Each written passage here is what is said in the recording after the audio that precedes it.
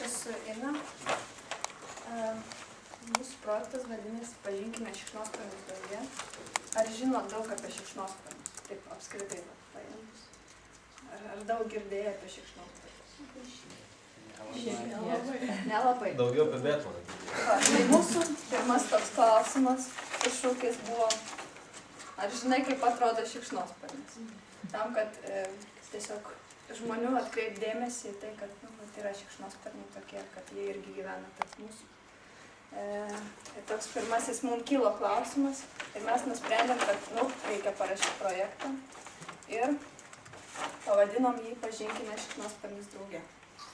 Būtent su tikslu pažinti kartu su jaunimu šikšnosparnius. Šio projekto tikslas, kalbant konkrečiau,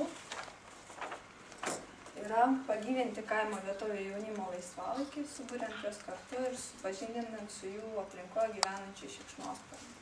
Suburti jaunimą 16-23 metų ir kartu su jais kalbėti apie šikšnosparnius, rengiant susitikimus. Ir, žodžiu, tas jaunimas turėtų būti iš kaimo vietovių.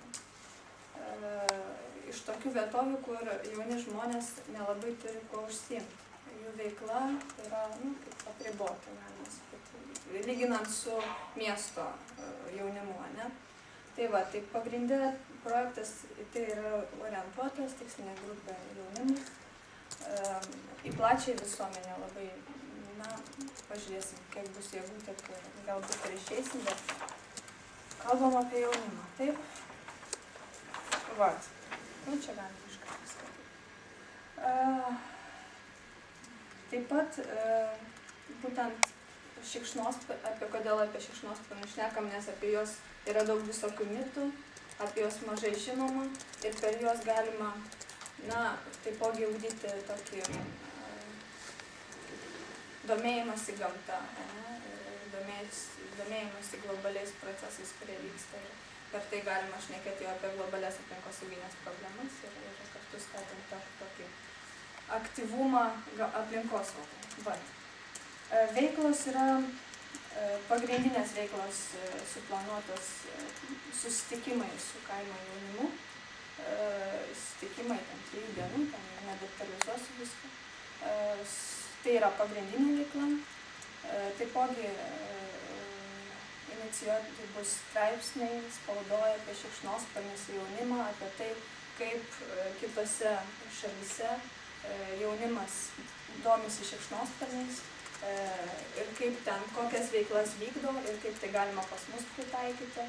Taip pat įtraukti tą jaunimą, Lietuvos jaunimą, į šikšnosparnio apsaugos tokią sistemos kūrimą patį, kad jaunimas galėtų dalyvauti aplinkosauginėje veikloje, nes bendradarbiausim taip pat su direkcijom visom, kurios yra regioninių parkų direkcija. Ir įvairūs užsiėmimai. Tų susitikimo metu bus inkilų gaminimas, pokalbiai, diskusijos įvairiom formom apie šikšnosparnius ir jaunimą. Taipogi, kaip jau minėjau, straipsnis spaudoj, plakatai, knygutė, kaip pačiam prisidėti prie šikšnosparnio apsaugos, kad ją galima būtų paėmus, prisidėti prie šikšnosparnio apsaugos, ją perskaičius. Internetinės svetainės kūrimas, kur jaunimas galėtų atėjęs iš karto sužinoti, kas tai šikšnosparniai yra, kaip tuos visus mitus sugriauti apie šikšnosparnius, kad bendra informacija būtų ir kad būtų forumas, kur galima bus bendrauti, dalintis įspūdžiais savo. Ir taipogi tokias vystysim grynai veiklą susijusią su jaunimu ir jų įtraukimu į šikšnosparnio apsaugą.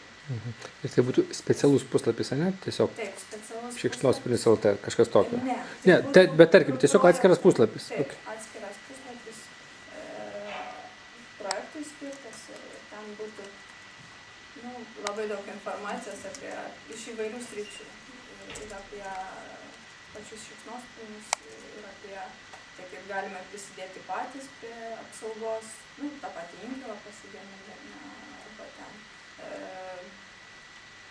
kažkaip, tarkim, pasikviesdami, galėtų mus pasikviesti irgi, kad mes papasakotume.